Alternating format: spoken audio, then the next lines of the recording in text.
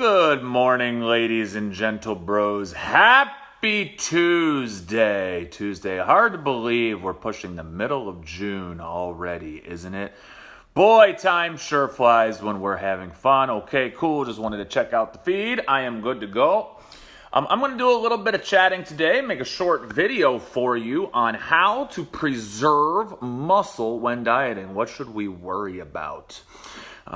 It's relatively common knowledge, but in case you don't know, when you are dieting, you are purposefully creating a calorie deficit, and you're purposefully creating an environment for your body to lose fat. That's what we are doing. We are setting our calories and our macronutrients up in such a way so that if we stick with them and we're consistent with them, over time we will lose body fat. Now, hey, Anita, how you doing there? Thanks for joining us. A couple other people have joined us as well.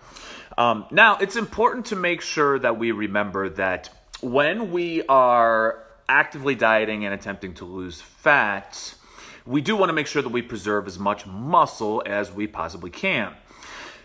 The two main body mass areas that you can lose from are your fat and your muscle. And when dieting, it's really important to make sure that we do everything in our power to maintain and or build muscle even though we are in a calorie deficit.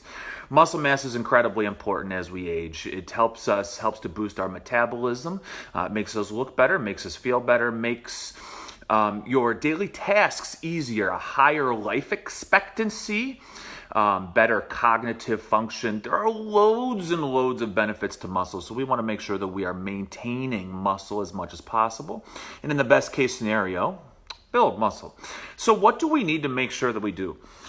Before we really get into the actual recommendations to ensure that you're doing everything that you possibly can to maintain muscle, it's important to realize that every human being is different. Obviously, genders are different, age is different, activity level is different, training history is different, and there's this sliding scale where muscle loss when dieting comes into play. And it's based on your body fat percentage, and it's also based on your overall weight, what your scale weight is. Conservatively, most people can lose at least 1% of their body weight in fat per week and have absolutely minimal muscle losses. So obviously, as you can tell there, since it's a percentage of your body weight, if you're talking 1% and you're a 300-pound person, you can very easily lose 3 pounds of fat in a week and still maintain all of your muscle. Now, is this something that is possible for a 300-pound person? It'd be kind of tough. A pound of fat is approximately 3,500 calories. So if you are talking 3 pounds of fat, you would have a weekly calorie deficit of 10,500 calories. That'd be like a 1,500 calorie deficit per day. So even though in theory it would be possible, it certainly, hey Liz, how you doing? Greetings from Michigan. So while it would certainly be possible physiologically, it wouldn't be possible from a sustainability standpoint, from an enjoyability standpoint. When you're looking at massive and very quick fat loss like that, right, a 300-pound person attempting to lose 3 pounds in a week, you'd be looking at some sort of a medically supervised situation where you're on an extremely low-calorie hospital plan, some sort of a life intervention measure. It's very rare that I have a client aim for any higher than about 1.5 to 1.7 pounds of fat loss per week. If you're a big guy like me, when I am dieting, I usually aim for 2 pounds of fat loss per week, which is roughly 1,000 calorie deficit per day, but I can do that because my maintenance is right around 3,000 calories. Tall guy advantages, for sure. Okay, so that's important to make sure that you realize. There you go. Kicked the phone. My bad. This is important for you to realize. If you're using the recommendations that we have, our client recommendations, you have nothing to worry about as far as that goes. Off the top of my head, I cannot think of one single client that has a weight loss target, macronutrient, and calorie setup that is any more aggressive than, like I said, about 1.5 to 1.7 pounds. And those aggressive deficits are only for those that have a lot to lose. So they can easily hack that 1% of fat loss, 1% body weight in fat loss per week. Okay, so it's important to make sure that you understand that. So, what do we need to make sure that we have in order? First off, your number one ally, the number one thing that you need to do, this is more important than dieting, calories, macros, protein, anything, is making sure to strength train consistently, minimum 3 times per week, using progressive overload. This is a situation where you really want to push strength. Your goal is to get into that gym and to really remind your muscles of why they're there, right? To break those muscles down, to use them, to tax them, to push you close to failure, possibly on some exercises, even all the way to failure, to the point where you can't do them anymore, because you really want your body physiologically to say, oh crap, Jason is really using these muscles. I want to make sure that I am preserving them as much as humanly possible. If you're using one of our workouts, this is already taken care of for you. All of our workouts are total body, but you want to make sure that you're doing pushes, you're doing pulls, you're doing squats. If you can't do squats, you're doing leg exercises. You're using proper form. You're using the dumbbells. You're using the barbells. You kind of want to get away from the body weight routines when you're trying to preserve muscle mass. I'm sure we've all seen pictures, or maybe you've done this in the past, I know I have, where you focus almost only on weight loss and you end up not really changing your body's proportions. Right? If you were an apple to begin with, you become a smaller apple. If you were a pear to begin with, you become a smaller pear. If you're a dad and you got the dad bod, you still have the dad bod. It's just a little bit smaller. This is why weight training is so incredibly important. If you want a full transformation, if you want just weight loss, it can be accomplished by dieting, but you're going to lose a significant amount of muscle. This is one of the reasons why people that are on that cardio treadmill never truly get the results that they're after. They never truly transform their body. Muscle is metabolically powerful. The more muscle you have, the higher your maintenance calories are going to be. But the inverse of that is also true. The more muscle you lose, the lower your metabolism is going to be. So if you take a 200-pound person that loses 50 pounds and they end up losing 15 pounds of muscle and they get all the way down to 150 pounds, but they're at that weight with 10 or 15 less pounds of muscle, it's now going to be easier for that person to gain that weight back, right? Because their metabolism has now dropped. It's dropped for a few reasons. It's dropped because they lost 50 pounds. Less U means less energy. That's a big reason why it's dropped. But that metabolism has also dropped because some of that muscle has been stripped away. This is no bueno. This is why when you see those people on those treadmills, they might be able to, and they're not lifting weights, they might be able to lose that 50 pounds, but then usually they end up gaining it back unless they're extremely diligent with their diet. Then they do it again, and then they lose even more muscle and lose even more muscle, and it's not good long term when it comes to body composition, overall health, quality of life, and looking good naked. I mean, that's an important part of the human element, if you will, too. So make sure you're lifting weights consistently, at least 3 times per week. Hit the entire body. Play Beat the Training Log. Beat the Training Log. Since you're in the AOG, you have our training app. It should make it really easy to see what you did last week so that you can consistently push those weights. Make sure you're showing good form. Also, do understand that even if your lifts stay the same, if you've lost 2 pounds, 3 pounds, 4 pounds, 10 pounds, even if your lifts stay the same and you are not getting stronger week in and week out, you are now a stronger person pound for pound.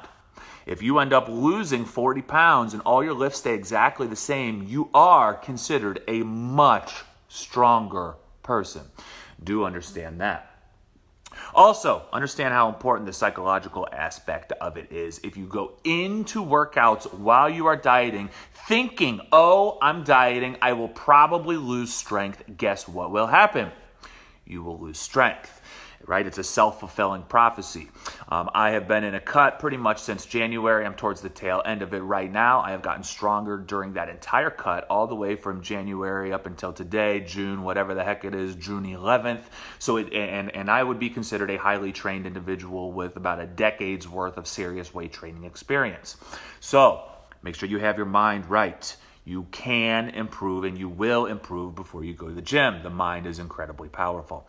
Okay, so after we are lifting weights, we got that nailed. So what about the diet? What parts of the diet are important? If your number one ally for muscle preservation and or gain while dieting is working out, your number two ally is protein. And what does the research really say as far as how much protein you need to preserve muscle while you are in a cut? The actual scientific evidence and literature is currently, and this number actually continues to fall every time that they go out there and study it in a controlled environment, but the actual number is 0.8 grams of protein per pound of lean body mass that you have. So to find your lean body mass, you would take your body weight, you would subtract how much fat you have on your body, and then you multiply it by 0.8. For a guy like me, if I had to guesstimate, I weigh about 240 pounds. I would guesstimate I have about 115 pounds of muscle, and I have 25 pounds of fat. So that would be 215 times 0.08, whatever that is. I don't have a calculator handy. Somewhere in the range of 180 to 200 grams of protein would completely suffice. And all of our setups here in the AOG, in the clients only group, you have more than adequate protein. There are occasions where I have sort of a bigger person. I actually run the numbers myself just to make sure that all of my algorithms and all of my recommendations are right on point. And every time I run those numbers, it works out perfectly. I have made sure that everybody is completely and 100% covering their bases when it comes to overall protein intake. So as long as you are using our recommendations, you have nothing to worry about there. Now, meal frequency. I do want to discuss meal frequency because this is something that a lot of people get twisted, right? I see a lot of people on social media recommending fasting for muscle gain. No. If you are eating to gain muscle, you do not want to fast. You do not. I would recommend at least 3 meals with protein evenly spaced throughout the day. If you wanted to discuss optimal, you'd be looking at 4, right? So on a normal day, you wake up, you have some protein at 8 a.m., noon, 4 p.m., and then 7 or 8 o'clock at night whenever you have your final meal. That is optimal. Now, optimal doesn't mean much when you're looking at sustainability. You want to make sure that things fit to your lifestyle. You don't want to be staring at the clock wondering when your next protein is going to come in. That's why I kind of recommend just going really simple, breakfast, lunch, and dinner. And again, this is if you're looking to gain muscle, right? Is there a difference between 3 meals per day and 4 meals per day? Debatable. There probably is, yes, but it's probably minimal. So 3 meals per day works just fine. Now, when you are talking about fat loss and muscle retention, though, it has been proven in closed studies and trials that fasting is totally adequate for preserving muscle. When you're cutting, really what you want to make sure that you're doing is that you are using whatever means possible to make your cut easier to manage and stick to. That's the important part there. Can you stick to it? And if fasting helps you stick to your diet while you are trying to lose muscle, then by all means, fast. It's a good idea. But again, if you are trying to build muscle or gain muscle, if you have zero compliance issues, and yeah, what is that, like, 2% of all human beings on the face of the planet? If you have zero compliance issues, 3 or 4 meals per day is going to provide you with optimal results, and it will help you take things to the next level. So, ally number 1, strength training using progressive overload, training the whole body.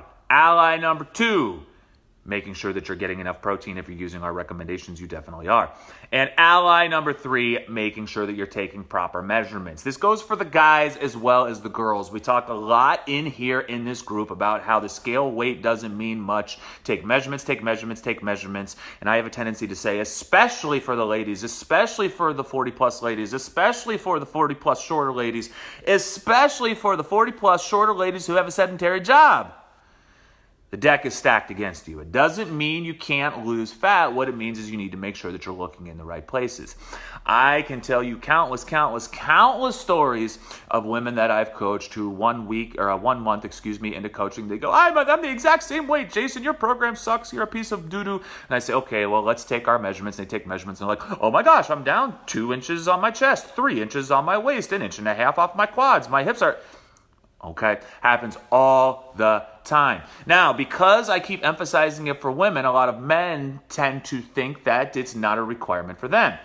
I have a one-on-one client. His name is Alex, and he's 3 weeks into it, and he has not lost any scale weight whatsoever, and this is pretty frustrating to him, and rightfully so. Our measurement day is on Monday. He emailed me this morning, said, what do you think of this data? I'm getting really frustrated here. Alex has lost almost 2 inches off of his waist. He's lost about 1/2 inch off of his chest. He's lost almost 1.5 inches off of his hips.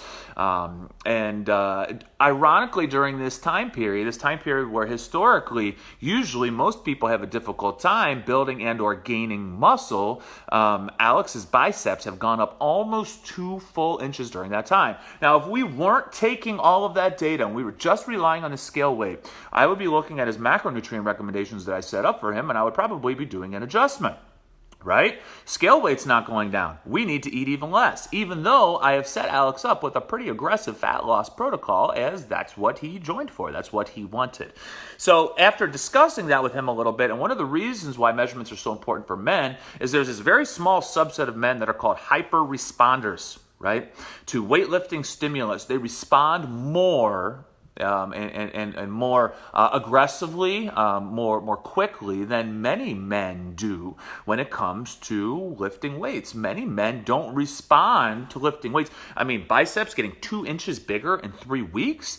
It takes me about 2 years to build 2 inches on the biceps. Some of that is likely due to the fact that we gave Alex a new training stimulus and we really made sure to max out his upper body gains. So the workouts certainly have something to do with it.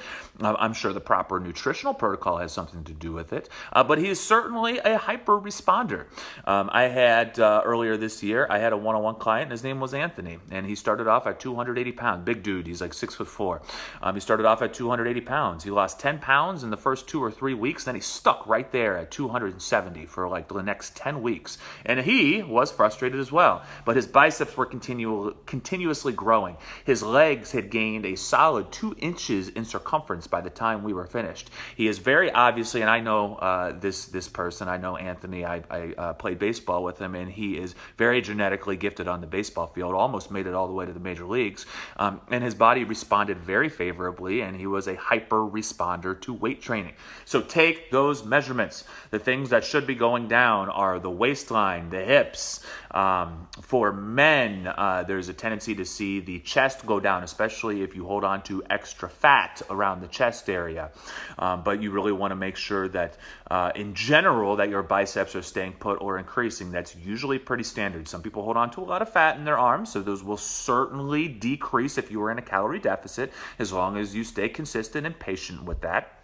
But oftentimes you see that, and when you see, your biceps increasing and your waistline decreasing, that's perfect. That's called a body recomposition. Congratulations, it's the holy grail of fitness. Not many people can do that. Morning, Stephanie. Thanks for joining us this morning. Okay. Now, let's say you do all of that, right? You've got your training taken care of. You've got your diet taken care of. You're taking measurements. Is it still possible to lose a little bit of muscle while you are lifting weights and while you're in a cut? Yes. And the more heavily trained you are, the more likelihood that will happen. When you are cutting, you have to accept a little bit of muscle loss usually. When you are bulking, you have to accept a little bit of fat gain usually, unless you are assisted. And I know that there are not many people, if any, in here that are assisted. And I think you know what I mean by using those little air quotes there. The good news is that even if you lose a little bit of muscle while you are dieting, it will all come right back to you as soon as you are finished dieting. And this goes for the small handful of people that are on the IR list, the injured reserve list. There's a few people that have had to take time off. Eric Landis is one. Paul Palms, he goes by PM in the Facebook group. He is one as well. Got to take a little bit of time off due to an injury. And it's very common to get a little bit freaked out and a little bit of anxiety when it comes to dieting and not training, that you will lose muscle. It's bound to happen, especially if you've been training for a while. You will lose muscle. You will feel flat. You will feel like mushy because you are not training those muscles. But do keep in mind that if you build the muscle in the first place, even if you lose the muscle temporarily either via dieting and cutting or via a layoff and not being able to get into the gym, that muscle is all going to come back very quickly once you're finished. Within a month or two at the absolute most, you'll be back to where you were, and you'll possibly even get past where you used to be. Once you get back into the groove, you've given your muscles a good chance to rest and relax, and they're very likely to come back stronger and more resilient than ever before. You will gain that muscle back quickly. This is how you hear stories about people getting into car crashes and motorcycle crashes, and they're bedridden for 4 months and they lose 50 pounds of muscle, and then they get back and they start exercising and eating properly again, and then it all comes back in a matter of months. The mitochondria of that cell will still stay around, and as soon as you start feeding it properly and as soon as you start working out properly, boom, you're right back where you started. So in summary, here's how it works. When you're dieting, you may lose a little bit of muscle. When you're on a layoff, you may lose a little bit of muscle. It's kind of a part of that. Welcome to the world of the weightlifter. The amount of muscle you lose depends on a bunch of factors. It depends on your body fat percentage, how big you are when you start, how aggressive your diet is, your training history, how much protein you're getting in, your gym intensity, your consistency, your sleep, your recovery, your hydration, the quality of the food that you have. So there's lots of different factors there. But the only things you can really do to help to eliminate some of those issues or mitigate muscle loss are to make sure that you're training hard with weights. That's number one. Make sure you're getting in enough protein. Skip the fasting. If you're dieting, you can fast, but if you're trying to build muscle and or you want to go for optimal, go for 3 to 4 meals per day there. Make sure you're taking measurements, especially when cutting. It's really important. It's 100% crucial for the women, but it is important for the men as well, just to ensure that the proper parts are getting smaller and the proper parts are getting bigger. And last but not least, have faith and know that once you are done dieting, you will be just fine, and any muscle that you lose will come roaring back very quickly. So I hope this was informative. I hope you guys have an awesome Tuesday. Looking at the clock, it's right about time for me to go get my workout in. So I'm going to head to the gym here in just a second. So I hope you guys have a wonderful Tuesday, and we'll be talking to you soon.